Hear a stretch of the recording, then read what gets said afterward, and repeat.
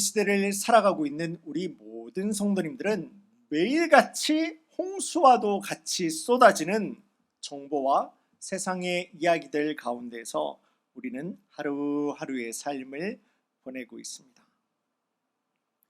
때로는 매스미디어를 통해서 전해지는 그러한 많은 일들이 그것이 사실인지, 그렇지 않으면 그것이 거짓말인지 최소한의 확인도 없지요. 그냥 무분별하게 우리 성도님들에게 노출되게 되고, 또 일부의 사람들은 그러한 소식들을 거부감 없이 그대로 받아들이게 되는 모습을 볼 때도 있습니다. 아무래도 저 역시 교회를 섬기는 그러한 목사로 섬기다 보니까 참 많은 분들이 저에게 다양한 소식을 전해주시고 있는데요. 우리 교회의 사역을 위해서, 또 부족한 저의 또 섬김을 위해서 생각해 주시고 마음 써주시는 우리 성도님들 한 분 한 분에게, 그리고 진심으로 감사의 마음을 가지고 있고 우리 성도님들을 위하여서 매일도 하루도 빠짐없이 기도를 드리고 있습니다. 그런데요, 이렇게 우리의 주변에서 끊임없이 우리 성도님들에게 전해지고 있는 그 많은 이야기들이 참으로 복되고 유익한 내용들로만 구성이 되어 있으면 정말로 좋겠지만은요, 그러한 보석과도 같은 참 귀한 이야기들 가운데에서는 때로는 건강하지 못한 목적을 가지고 세상과 사람들을 혼란스럽게 하려고 하는 내용들을 우리가 만날 때도 있습니다. 오죽했으면은요, 결정장애라고 하는 말이 요즘 시대에 그렇게 흔하게 사용되는 것을 우리가 볼 수 있지 않습니까? 이 결정장애라고 하는 말은 행동과 태도를 결정해야 되는 바로 그 순간에도 결정을 잘 내리지 못하는 모습이라는 말이죠. 어찌 보면은 이것은 한 사람의 개인의 문제가 될 수도 있겠지만은, 동시에 우리가 살아가고 있는 이 사회에는 그것이 옳고 그름을 떠나가지고 각자가 나의 이익을 위하여서 주장만을 쏟아내고 있는 이 시대를 생각하게 될 때에 바로 이러한 모습을 통해서 다른 사람들에게 옳은 판단을 하지 못하게 되죠. 그리고 믿는 사람들에게는 주님과 함께 동행하는 건강한 신앙생활이 무엇인지를 잘 분간하지 못하도록 세상은 요란하게 만들고 혼란하게 만드는 것이 세상이고, 우리가 지금 그러한 시대를 살아가고 있다는 겁니다. 그렇다면 이와 같이 연약하고 죄된 세상과 사람들이 만들어 놓은 이 땅의 혼란함, 땅의 그 혼란함 가운데에서도 우리는 어떻게 하나님의 말씀과 신앙의 원칙을 건강하고 바람직하게 지켜서 살아갈 수가 있겠습니까? 우리 성도님들은 나는 어떻게 하나님의 그 말씀과 신앙의 가르침을 붙들고 지키고 살아가실 수가 있으시겠습니까? 오늘 본문의 말씀은 이제 바벨론 포로에서 예루살렘으로 돌아오게 된 그 이스라엘 백성들의 모습을 이렇게 이야기를 하면서 오늘날을 살아가고 있는 예수님의 제자된 우리 성도님들이 세상에 요동하지 않고 하나님의 말씀과 신앙의 원칙을 분간할 수 있는 신앙의 귀한 방법 한 가지를 소개를 하고 있습니다. 이 아침 시간, 급한 일 말고 중요한 일 하기. 급한 일 말고 중요한 일 하기라는 제목으로 나누는 말씀을 통해서 주님 주시는 은혜가 예배 드리는 우리 모든 성도님들 가운데서 우리의 심령을 물된 동산으로 하나님께서 채워주시는 그 은혜의 동산으로 인도할 수 있기를 주님의 이름으로 간절히 소원합니다. 자, 오늘의 본문의 말씀의 배경입니다. 북이스라엘은 아수르에게 멸망당하게 되고 남유다도 바벨론에 의하여서 멸망당하게 되었습니다.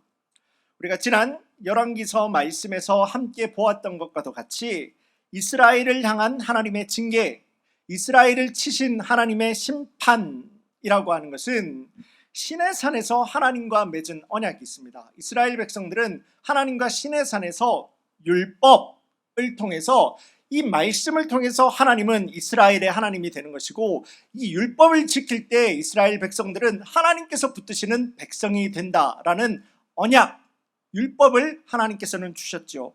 약속을 만든 겁니다.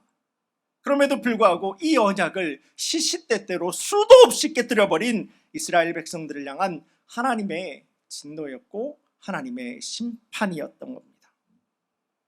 오직 하나님 한 분의 은혜로 인하여서 구원을 받아 약속의 땅 가나안으로 들어가게 된 하나님의 나라입니다. 하나님의 민족이고 백성입니다. 이스라엘입니다. 그럼에도 불구하고 실상 가나안에서는 이들의 눈과 이들의 귀를 뒤집어 놓을 만한 정말 많은 유혹과 세상의 소리들이, 우상의 소리들이 넘쳐나고 있었던 곳이 바로 가나안이지 않습니까?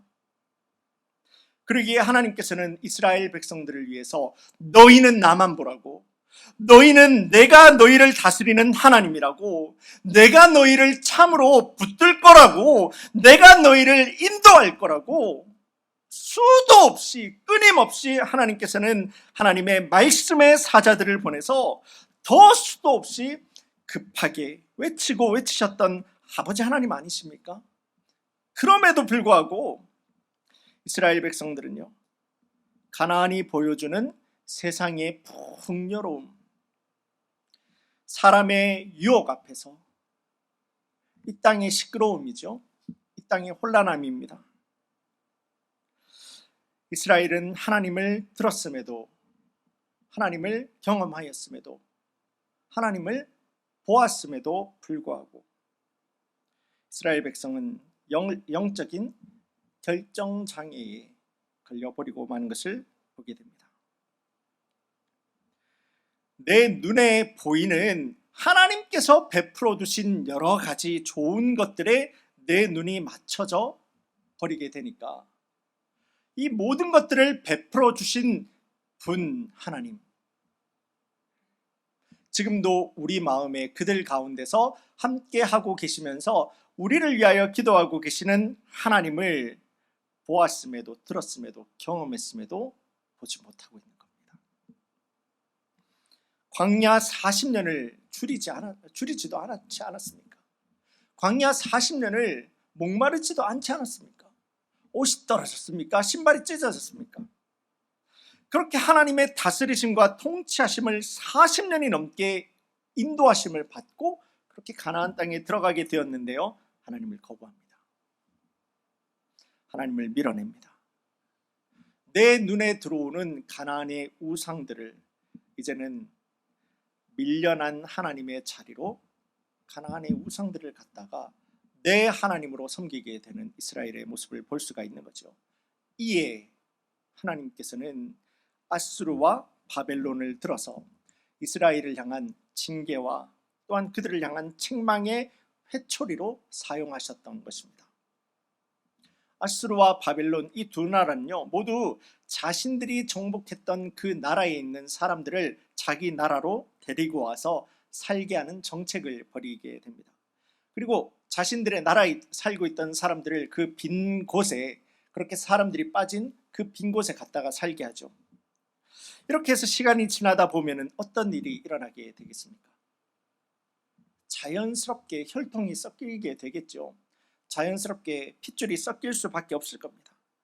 그러한 관계 가운데서 이 정복된 나라는 자신들의 민족성은 갈수록 떨어질 수밖에 없을 거고요, 본국과의 관계는 더 좋아질 수밖에 없을 거고요, 자연히 그들에 대한 충성심도 올라갈 수밖에 없게 될 것입니다. 이것이 그거 아닙니까? 개구리를 뜨거운 물에서 서서히 온도를 올려가면서 죽이는 방법. 하나의 민족을 힘 하나 들이지도 않고 세상에서, 지도에서 지워버릴 수 있는 아주 좋은 방법입니다. 참 무서운 정책 아니겠습니까? 그런데요, 바로 그 순간에 하나님께서 이 페르시아 바사의 왕이었던 고레스의 마음을 이렇게 만지시게 되는데요, 이제까지 바벨론과 페르시아가 붙들고 있던 그 전쟁 포로들을 고레스 왕은 각자의 고향 땅으로 보내주는 그러한 명령을 내리게 됩니다. 바로 이 명령에 의해서 유대인들도 역시 예루살렘으로 돌아올 수가 있게 되었던 건데요. 그런데 이것은 사실상 고레스의 그러한 명령이 아닙니다. 우리 성도님들도 잘 알고 계시는 것과도 같이 이스라엘이 전쟁 포로로 바벨론에 잡혀가기 전에 하나님께서는 선지자 예레미야를 통해서 이 이야기를 분명히 예언해 놓지 않으셨습니까? 너희들이 70년이 지나가게 되면은 70년 바벨론 포로를 마치게 되면은 내가 너희를 반드시 그 나라에서 회복해내리라, 구원해내리라. 예레미야에 나와 있는 말씀입니다.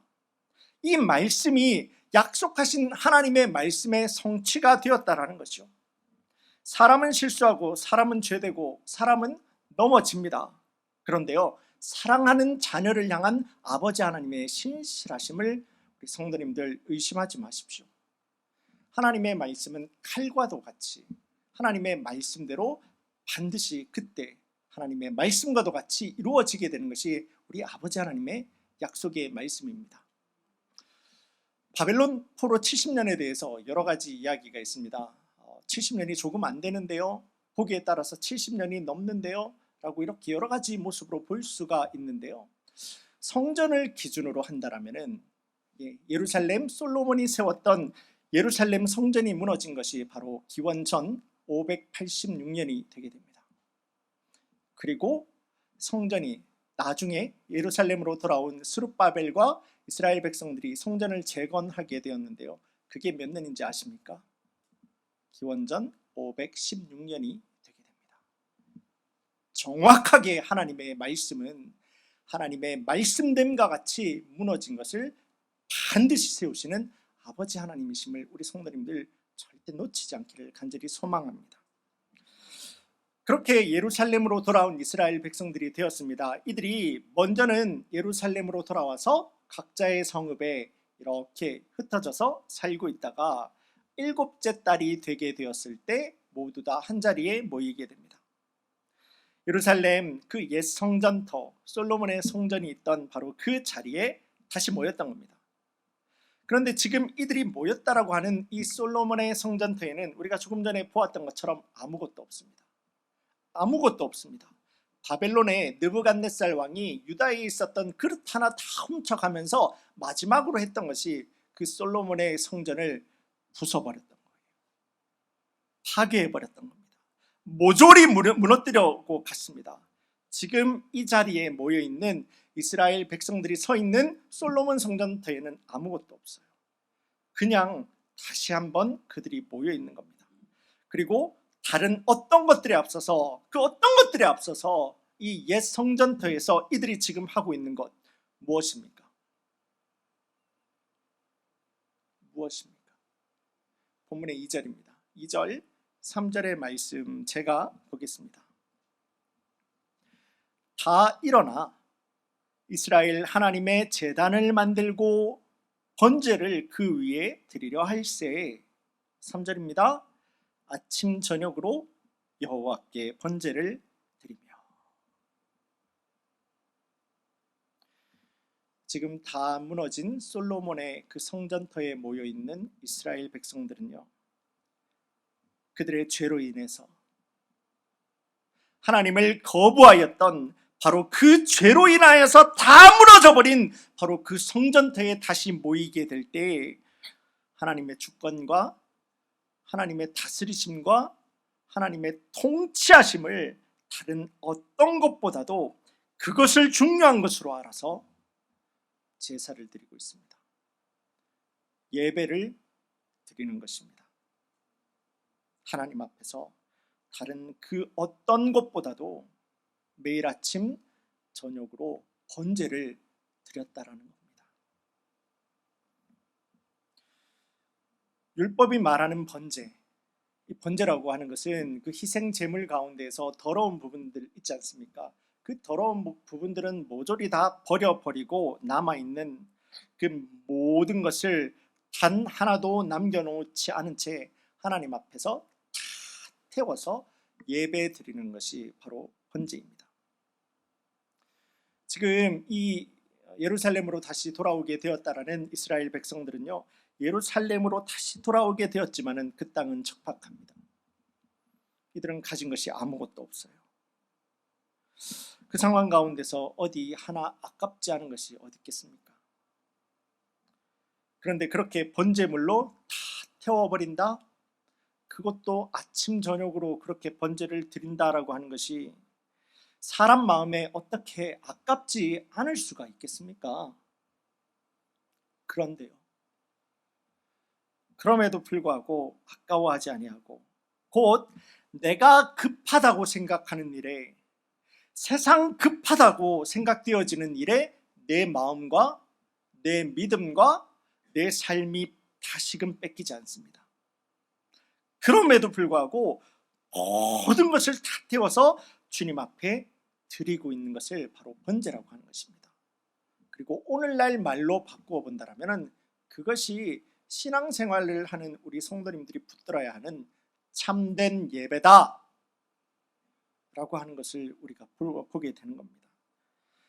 사랑하는 우리 성도님 여러분, 바로 이 말씀 가운데서, 오늘 본문의 말씀 가운데서 우리가 가질 수 있는 신앙의 중요한 원칙이 한 가지가 나오게 되는데요, 그것이 믿는 자에게는 가장 중요한 것이 예배라는 겁니다.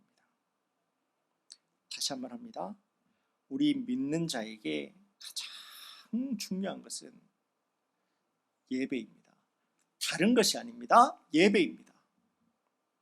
오늘 본문에 앞선 에스라서 1장 가서 우리 성도님들 말씀을 보시게 되면은요, 이스라엘 백성들이 페르시아에서, 바사에서 왜 예루살렘으로 돌아왔는지 그 이유를 정확하게 기록하고 있습니다. 또한 이 바사, 페르시아의 왕이었던 고레스 왕도 왜 이 이스라엘 백성들을 왜 예루살렘으로 보내줬는지 그 이유가 정확하게 나와 있어요. 보시게 되면은 예루살렘으로 다시 보내가지고 또 예루살렘으로 이들이 가가지고 무너진 하나님의 성전을 세우기 위해서, 곧 이 이스라엘 백성들 가운데서는 예루살렘으로 돌아온 가장 첫 번째 목적이다라고 하는 것은 이제 다 무너져 있는 저 하나님의 전을 하루빨리 우리가 올려 세워가지고 그곳에서 제사 드리고 그곳에서 다시 하나님 앞에 예배 드리는 것을 가장 우리가 붙들고 해야 되는 시급한 것으로 알고, 그래서 이들은 예루살렘까지 달려왔던 겁니다. 그런데요, 오늘 우리가 함께 읽은 말씀은 무엇이라고 이야기를 하고 있습니까? 하나님의 성전을 올리는 것이 가장 시급한 것으로 알고 달려왔던 이들에게 오히려 그 시급한 것을 허락하고 있는 것이 아니라 시급한 것을 넘어선 중요한 것을 한 가지 도전을 하고 있습니다. 그것이 오늘 본문의 4절과 5절 말씀이에요. 제가 다시 한번 보겠습니다.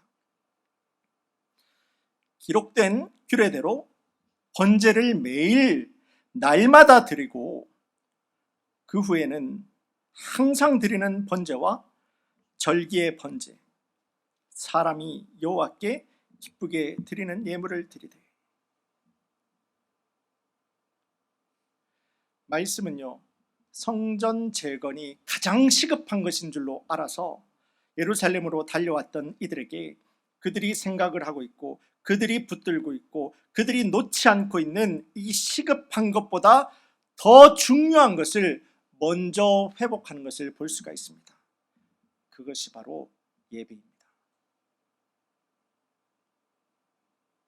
그것이 바로 믿는 자가 반드시 회복해야 되는 참된 예배라는 것입니다. 예배가 없는 성전은 있을 수가 없습니다. 오늘날 말로 바꾼다면 우리가 앉아서 지금 예배 드리고 있는 이 예배당보다도 훨씬 비교도 되지 않게 중요한 것이 지금 이 시간 여러분들 주님 앞에 나와서 예배하고 있는 여러분들 한 분 한 분의 예배다.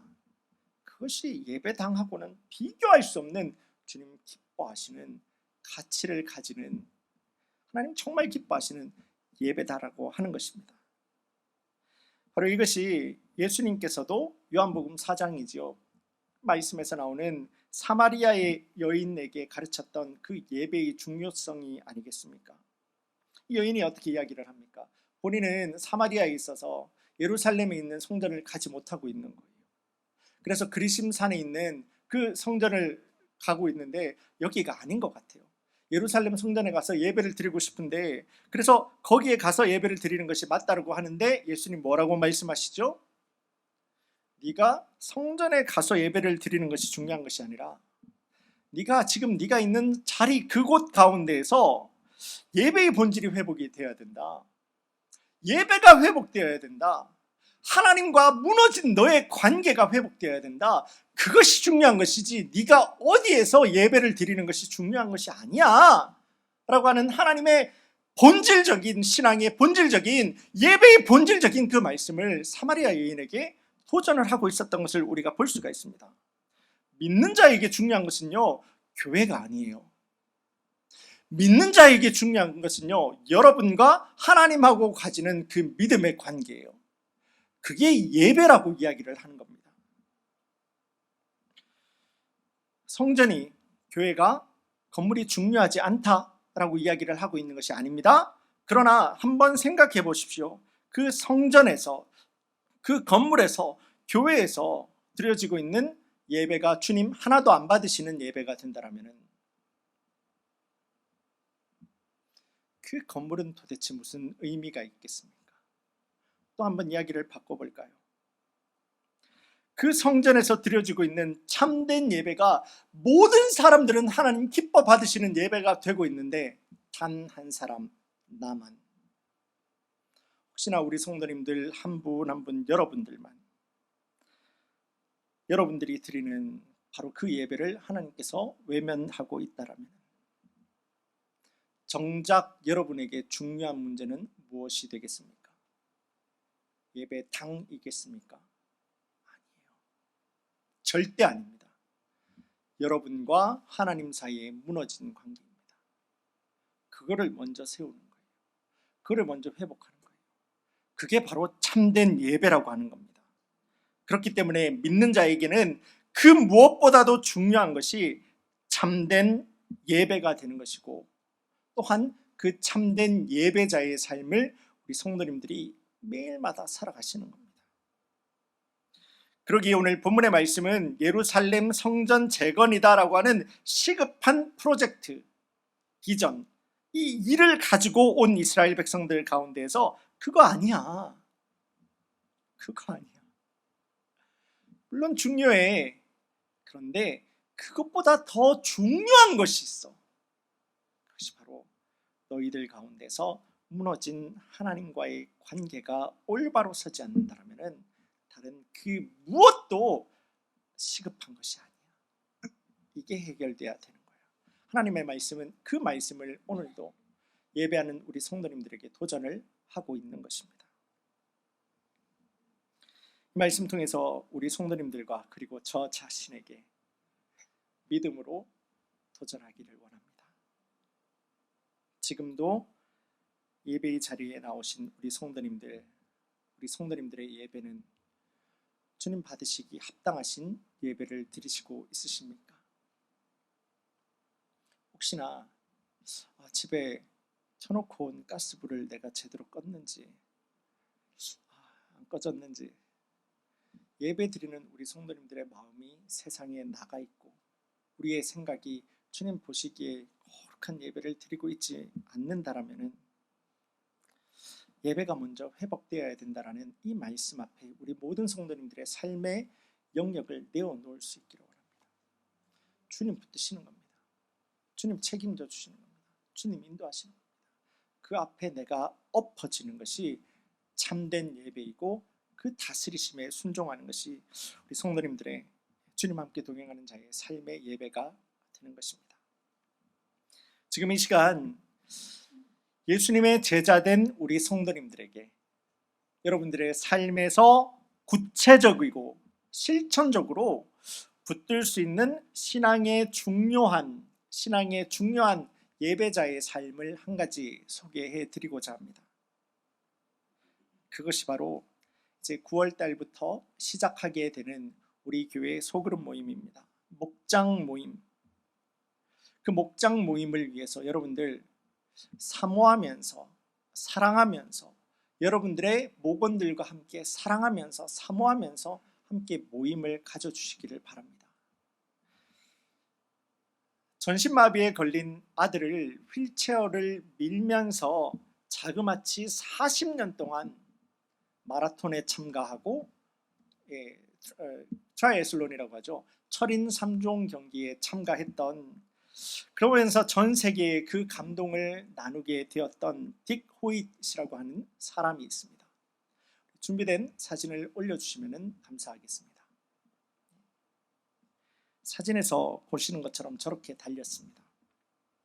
아들 릭입니다. 이 릭은 태어날 때 목에 탯줄을 감고 태어나게 되면서 어려서부터 전신마비라고 하는 장애를 안게 됩니다.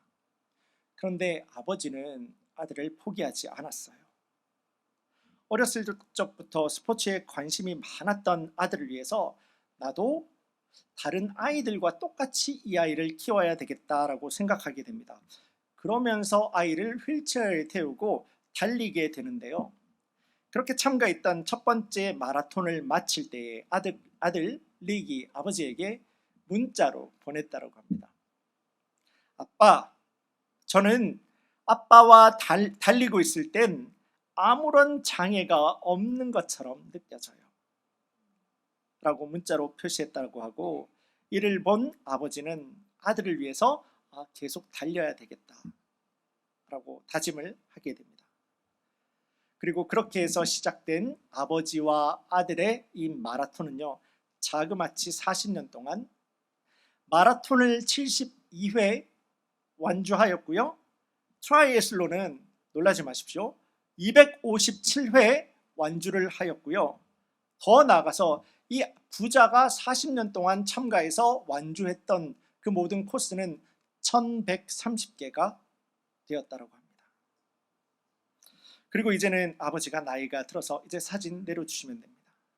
아버지가 나이가 들어서 그 모든 달리기를 마칠 때가 되었을 때 아버지 릭은 이렇게 이야기를 했다고 합니다.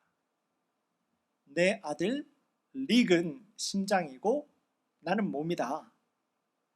우리가 함께 있으면 하지 못할 것이 아무것도 없다. 전신마비, 손가락도 하나 마음대로 움직일 수 없을 정도로 그러한 상황에 놓여 있는 그 아들마저도 내가 소중한 아들이라고 생각을 하면서 그 아들을 안아버리게 될 때, 그 아들을 품어버리게 될 때, 이 아들 릭은 대학교를요 컴퓨터 전공을 하면서 졸업을 하게 되었고요, 미국 대륙을 자전거와 달리기를 하면서 미국 대륙을 횡단을 할 수가 있었고요, 보스턴 마라톤은요 얼마나 많이 참가하신지 아십니까? 32회를 완주했다고 합니다. 아버지가 아들을 사랑하면 이런 일이 일어나게 되는 겁니다. 이게 사랑입니다. 우리가 서로 사랑한다면 내게 능력 주시는 예수님 안에서 우리가 하지 못할 것은 아무것도 없습니다. 우리가 이루어내지 못할 것은 아무것도 없습니다.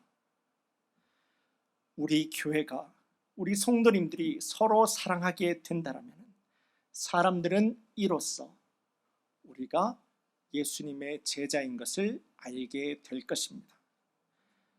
우리가 서로 사랑함으로써 우리의 사랑을 통해서 이 땅 가운데서 복음이 능력 있게 확장되는 일에 쓰임을 받을 수가 있을 겁니다.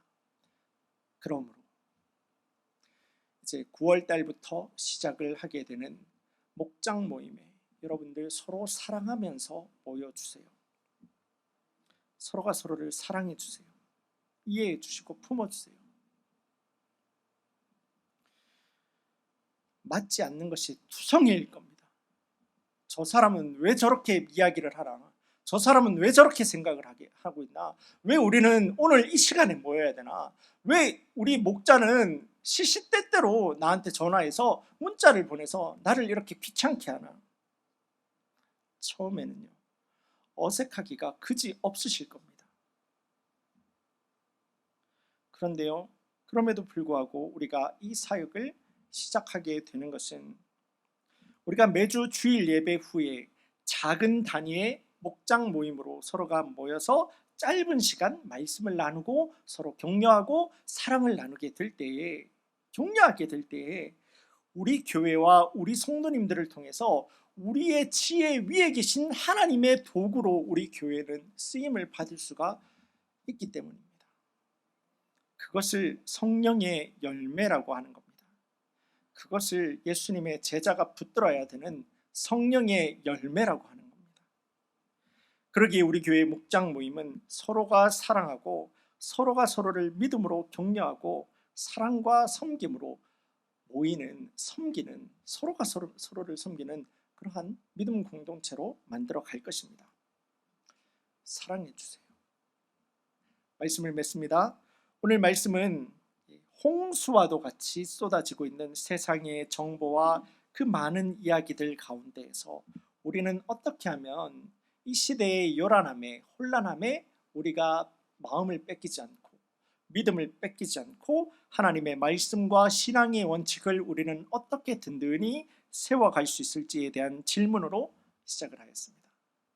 그리고 그 답을 예배로 찾게 되었습니다. 참된 예배입니다. 예배가 살아나지 않고 다른 어떤 것은 기대할 수가 없습니다. 믿는 자에게서 예배가 살아나지 않을 때 다른 어떤 것은 이루어낼 수가 없습니다. 예배입니다. 예배에 우리 모든 성도님들이 주님 앞에 내가 바짝 엎드려서 주님 받으시기 합당한 예배로 승리하는 예배자의 삶을 살아갈 수 있기를 간절히 소망합니다. 그리고 사랑해 주세요. 예배자의 삶을 살아가 주세요. 여러분들의 일주일간의 삶을 통해서, 내 입술을 통해서, 내 발걸음을 통해서, 내 손을 통해서 예수님의 사랑을 보여주세요. 그리고 이제 시작되게 될 우리 목장 모임을 통해서 예수님의 사랑이 가득한 우리 교회, 목장 교회 모임이 될 때 정말 하나님께서 하나님 마음대로 쓰시기에 쓰임받을 수 있는 우리 모든 라스베가스 커뮤니티 교회 성도님들 한 분 한 분, 하나님께서 책임져 주시는 우리 교회 성도님들, 우리 교회가 될 수 있기를 주님의 이름으로 간절히 축원합니다. 다 함께 기도드리겠습니다.